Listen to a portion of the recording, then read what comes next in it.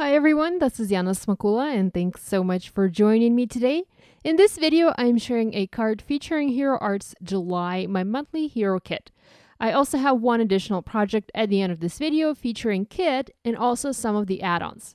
I started making this card by picking the stamp images that I wanted to use by laying them on a white cardstock panel to help me visualize my card design, and this is something that I often do. Here's a look at the July, my monthly hero stamp set. This one features an amusement park theme, and it is filled with images of various rides and also fun and cheerful sentiments. I picked a few images here, and I'm going to use them to create a little scene for my card.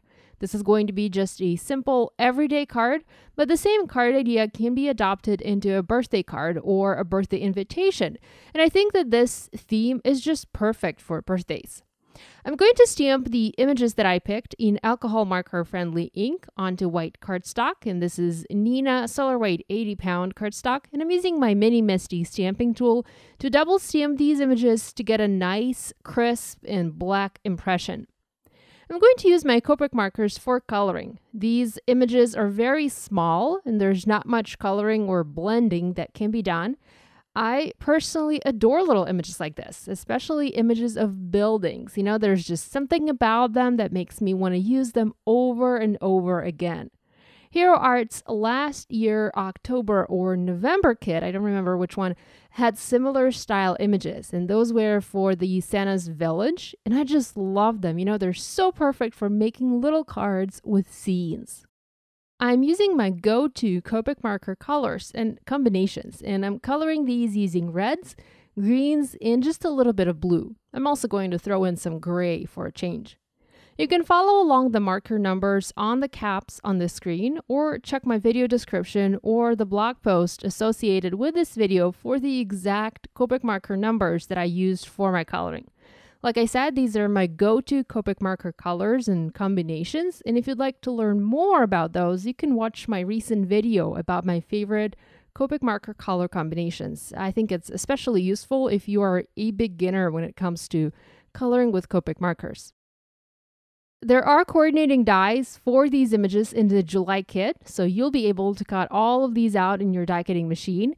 I only had the stamp set to play with this month, so I actually cut these out using my Tonix Studio scissors. So if you notice some imperfectly cut edges, that's why those are imperfect. Next, I'm going to do some heat embossing. I decided to step away from the usual white background for my cards and try something totally different. I used red cardstock today as I kind of felt it was appropriate. You know, it's a vibrant color and it's just perfect for summer. It's the color you would always see in an amusement park, and I don't know, it just felt right. I'm treating my panel with an anti-static powder tool, and I'm going to stamp two sentiments and also a little sort of like a fence image in Versamark clear embossing ink, and then I will cover this with white embossing powder and will heat set it using my heat tool. I have one sentiment saying, "You make the world go round," and the other one reads, "Enjoy the ride." And like I said, there are many different sentiments in this stamp set. There are some for birthdays, some for encouragement cards, all sorts of things. I gave my paper a few seconds to cool, and next I used a regular pencil eraser to get rid of the leftover anti-static powder that was sitting on my cardstock. You can see that it kind of left a milky coverage to my paper, and I don't like that. Now, the pencil eraser does the job nicely, and it always removes powder from any color of cardstock, especially colored cardstock where the powder is most visible. I rarely use it on white paper, but if I do my heat embossing on black cardstock or here red or any other color, I always use my pencil eraser to get rid of that anti-static powder. I used foam adhesive squares and I foam mounted all of the colored images in place. I went with a double layer foam adhesive for the snacks booth image to pop it up above the rest of the images. I adhered my red panel onto an A2 white side folding card base, and next I added a few details using a white pen. I love how my friend May Park always adds a ton of fabulous detail to her clean and simple cards using a white or a black pen, and I wanted to add some to my card as well.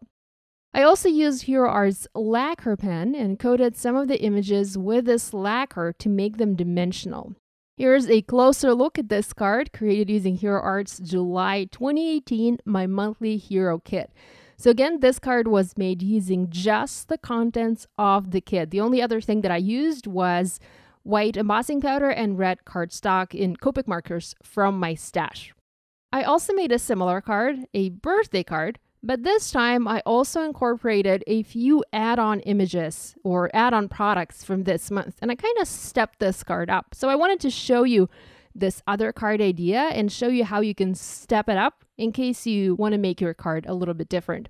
I used Country Fair bold prints background, and I stamped it in Versamark ink for a tone-on-tone look for the background for my card. I used the same red cardstock, and I just love this look. You know, I thought about white heat embossing it, but I think that the tone-on-tone looks so much better. It's not too vibrant. It's not too show off, if you will.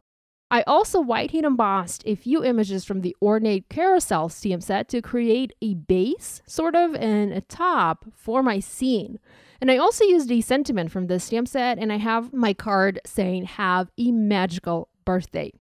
Be sure to visit my blog for a full list of supplies that I used to make these cards, and join the Hero Arts blog hub for loads of additional inspiration. Thank you so much for watching. As always, guys, if you have questions, leave them in the comments section below, and be sure to subscribe to my YouTube channel if you haven't yet done so. If you are a subscriber but are not receiving new video notifications, check the bell icon on the homepage of my channel to get notified every time there's a new video. Hit thumbs up, leave me a comment, and I'll see you next time. Thanks for watching. Bye!